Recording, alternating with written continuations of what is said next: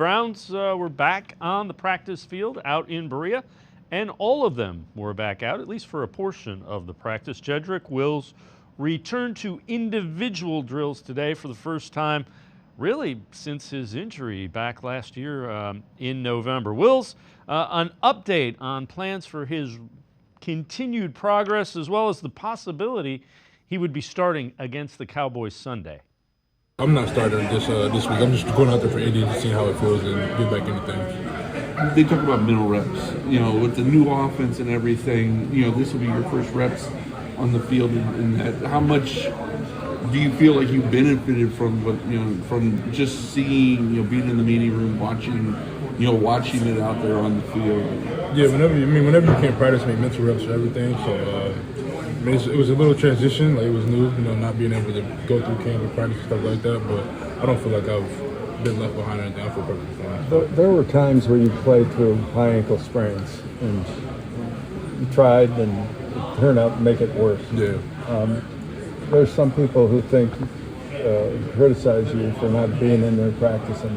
Do you hear that? Do you care? I don't care at all. I'm not be honest. I don't really care at all. Or they question whether you want to play and all that. Yeah, everybody's gonna have their own opinion.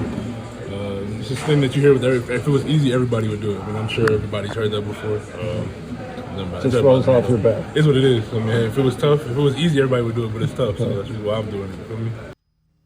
Let's welcome in Casey Kinnamon from the Orange and Brown Report, All Eyes on Cleveland podcast, and the Barking Browns podcast. Casey, not ideal. We found out knee injury was a little bit more serious than we initially thought with Wills as well. So it's looking like your choices are Jack Conklin or James Hudson at left tackle. I know where I'm going. Yeah, it's not ideal, and I feel like the Browns are making chicken salad at this point.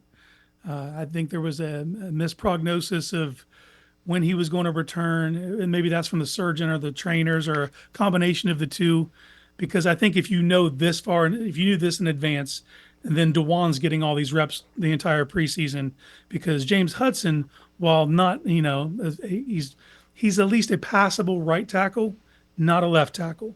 So now I feel like they're kind of acting in desperation. But as far as desperation moves go, Jack Conklin's the best case scenario, in my opinion.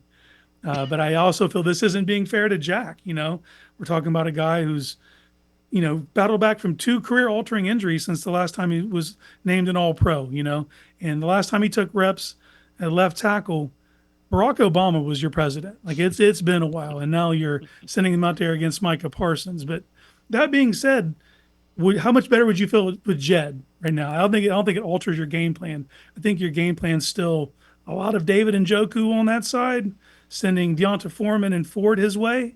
The plan's still the same. You're still going to have to mitigate one of the very best pass rushers in the league. I kind of feel bad for Jack, but if Jack's able to hold his own 70% of the time and doesn't give up more than 1 sack, I think you got to consider that a moral victory. Well, I would say Jack Conklin is a third option. I don't think many teams have that luxury. So now you know why they weren't in a hurry to trade one of those guys for this type of scenario.